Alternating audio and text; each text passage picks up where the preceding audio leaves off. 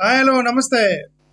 పవన్ కళ్యాణ్ సనాతన ధర్మ యాత్ర చేస్తూ ఉంటే చిరంజీవి గారు ఆ సనాతన ధర్మాన్ని యాజిటీజ్గా పాటిస్తూ ఉన్నట్టున్నారు.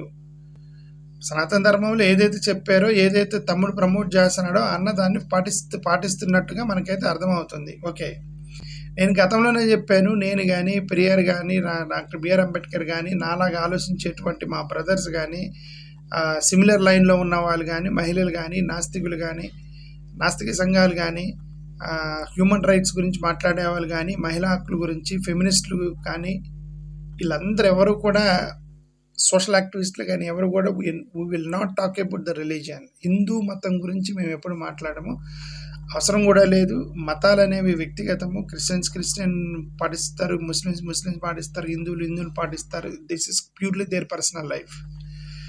There is no involvement, there is no criticism, there is no, we don't have a problem even ఆ మాటకు వస్తే. ఓకే,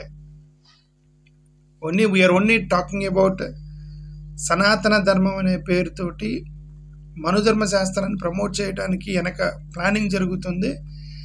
దాని గురించే మేము అపోజ్ చేస్తున్నాం తప్ప, మనుధర్మ శాస్త్రాన్ని అపోజ్ చేస్తున్నాం తప్ప మిగతా హిందూ రిలీజియన్ కాదు. ఇప్పుడు ఇంతకీ చిరంజీవి గారు ఏమంటారంటే, వాళ్ళ తాత గురించి చెప్పారు. ఆయన ఏమంటారంటే, మా తాతకి ఇంట్లోనే 2 ఉన్నారు, బయట ఇంకొక ఆమె ఉండేది అని అన్నాడు. చిరంజీవి గారికి నేను ఒకటే ప్రశ్న ఏంటంటే, మీ తాతకి 3 ఉన్నారు కాబట్టి బయటికి చెప్పారు అంటే, మన ఇళ్లల్లో మగోళ్ళకి వేరే ఆడవాళ్ళతో సంబంధాలు ఉన్నాయని అంత పబ్లిక్గా లక్షల మంది మైకులు పట్టుకొని మీడియా ముందు మీరు చెప్పగలిగారు. మన ఇళ్లలో ఆడవాళ్ళకు ఉంటే మీరు చెప్పగలరా? అదే మన ఇళ్లలో ఆడవాళ్ళకి ఎవరైనా ఒకేసారి 3 మెయింటైన్ చేస్తుంటే అది మీరు పబ్లిక్గా మీడియా ముందుకు వచ్చి మైక్ ముందు చెప్పగలరా? అంటే మగవాళ్ళ గురించి మీరు పబ్లిక్గా చెప్పారంటే మీరు గర్వంగా చెప్పుకుంటున్నారని కదా అర్థం. మా తాతకి 3 ఉన్నారు అని మేల్ డామినెన్సేగా, మేల్ వివక్షగా. పాయింట్ 1. పాయింట్ 2, చిరంజీవి గారు అంటారు, నాకు వారసుడు రాలేదు, వారసుడు లేడు కాబట్టి అంత ఆడపిల్లల హాస్టల్ లాగా ఉంది ఇంట్లో, అందుకని రామ్ చరణ్ పుట్టిందాక వారసుడు వచ్చాడు అన్నారు. అంటే రామ్ చరణ్ వచ్చినాకే వాళ్ళకు వారసుడు వచ్చాడట. అంటే ఆడపిల్లలు వారసులు కాదు. ఎక్కడి నుంచి వచ్చిందా ఇదంతా? మేలు డామినెన్స్ అనేది ఎక్కడి నుంచి వచ్చింది అంటే, సమాజం మొత్తం, భారతదేశ సమాజం మొత్తంలో ఉంది. ఇది ఒక హిందువులే కాదు, హిందూ, క్రిస్టియన్, ముస్లిం ఎవరైనా సరే, ఇర్రెస్పెక్టివ్ ఆఫ్ ది రిలీజియన్, భారతదేశ సమాజం మొత్తం మీద మగపిల్లల మీద అది ఉంది. మగపిల్లలు ఉంటేనే వారసుడు అని. గర్ల్స్ ఆర్ ఫిజికల్లీ వీక్ అంతే.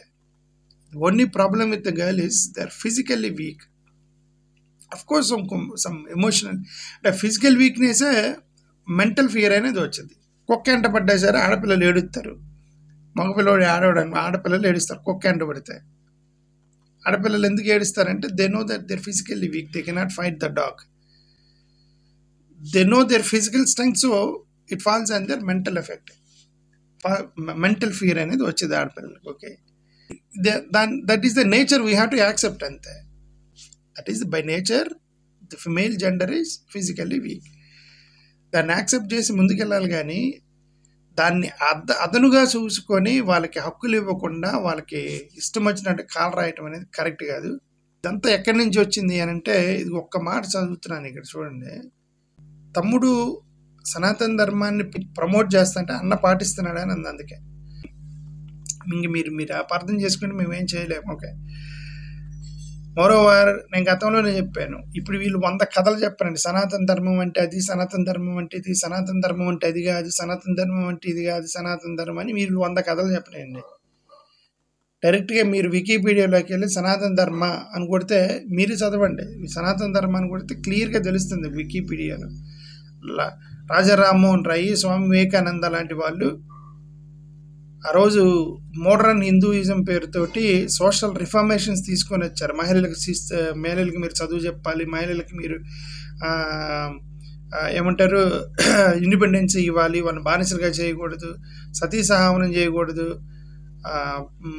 ఏమంటారు చిన్నపిల్లలను చంపకూడదు, బాల్య వివాహాలు చేయకూడదు. ఇట్లాంటివన్నీ సోషల్ రిఫార్మేషన్ తీసుకొచ్చాడు రాజా రామ్మోహన్ రాయ్, విలియం కేరీ, దయానంద సరస్వతి, స్వామి వివేకానంద లాంటి మహానుభావులు మొత్తం కలిసి భారతదేశానికి కొద్దిగా ఒక రూపురేఖలు తీసుకొచ్చారు వీళ్ళంతా. ఓకే, ఆ రూపురేఖలు తీసుకొచ్చినటువంటి వీళ్ళకి వ్యతిరేకంగా పండిత శ్రద్ధాదాస్ శర్మ గారు వీళ్ళు వచ్చి మళ్ళీ సడన్గా మహిళలకు చదువు చెప్పమంటారు, మన మన మన ఆచారాలు మొత్తం వీళ్ళు మార్చేస్తున్నారు, మోడర్న్ హిందూయిజం పేరుతో అని చెప్పి సనాతన ధర్మాన్ని పదాన్ని ప్రమోట్ చేసుకుంటూ వచ్చాడు పండిత శ్రద్ధాదాస్ శర్మ గారు. అది మీరు వెళ్ళి వికీపీడియాలో చదువుకోండి. ఓకే, ఇంక ఇది అదేమంటే ఇది ఎంత ఇంగ్లీష్ చదువుతుంటే ఇంగ్లీష్ చదవకూడదు, మీరు లోకల్ లాంగ్వేజ్లోనే మాట్లాడాలని మన ఆర్ఎస్ఎస్ పండిత్ మోహన్ భగవత్ గారు చెప్తున్నారు. మీరంతా ఇంగ్లీష్ చదవద్దని. ఈ ఇంగ్లీష్ వాళ్ళకి కనుక లేకపోతే వీళ్ళు వేదాల్లో ఏం రాసేవాళ్ళు మాకు తెలిసి ఉండేది కాదు. ఇంగ్లీష్ కనుక నేర్పించకపోతే వేదాల్లో సాంస్క్రిట్లో రాశారు, ఆ సాంస్క్రిట్లో మాకు అర్థమయ్యేది కాదు. ఫస్ట్ ఈ వేదాలని ఇంగ్లీష్లోకి ట్రాన్స్లేట్ చేసి దాంట్లో ఉన్నది బయటపెట్టింది ఇది ఇంగ్లీష్ రైటర్సే. ఇక్కడ ఒక యూనివర్సిటీ ఉందండి. యూనివర్సిటీ పేరు ఏంటంటే బ్రిడ్జ్ వాటర్ అనేటువంటి యూనివర్సిటీ వాళ్ళు ఒక ఆర్టికల్ రాశారండి. బ్రిడ్జ్ వాటర్ యూనివర్సిటీ అంట, state university, bridge water state university.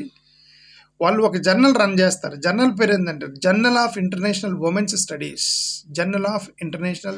Studies. కేవలం మహిళల గురించే దాంట్లో పబ్లిష్ చేస్తూ ఉంటారు ప్రపంచవ్యాప్తంగా ఏ దేశాల మహిళల పరిస్థితి ఏందని వాళ్ళు రాశారు. ఆ బ్రిడ్జ్ వాటర్ యూనివర్సిటీ వాళ్ళు రాసినటువంటి ఒక ఆర్టికల్ ఒకే ఒక్క 2 లైన్లు చదువుతున్నాను, అంతే. 2 లైన్లు చదువుతున్నా. దాని పెద్ద వేదాల గురించి మొత్తం రాశారు. వేదాల గురించి కాదు, మనుధర్మ శాస్త్రం గురించి రాశారు. అది మొత్తం చదవడం వేస్ట్. ఓకే, ఒక 2 లైన్లు చదువుతున్నా. Religion is the most potent force.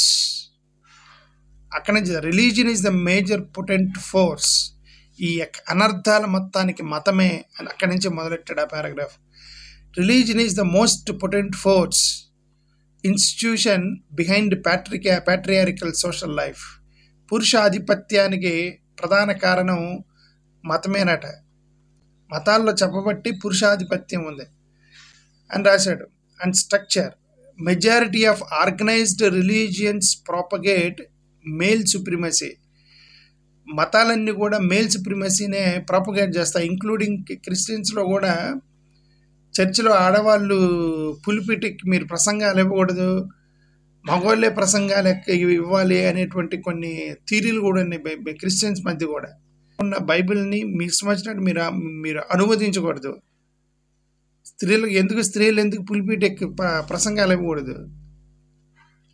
Okay, అంటే ఇది మేల్ డామినెన్స్ అనేది ఒక రిలీజియన్లోనే కాదు, అన్ని రిలీజియన్స్లో ఉన్నాయి. అన్ఫార్చునేట్లీ ఏ రిలీజియన్ బుక్ కూడా it is not written by women. Bible is not written by women, Quran is not written by women, and Vedas these are not written by women.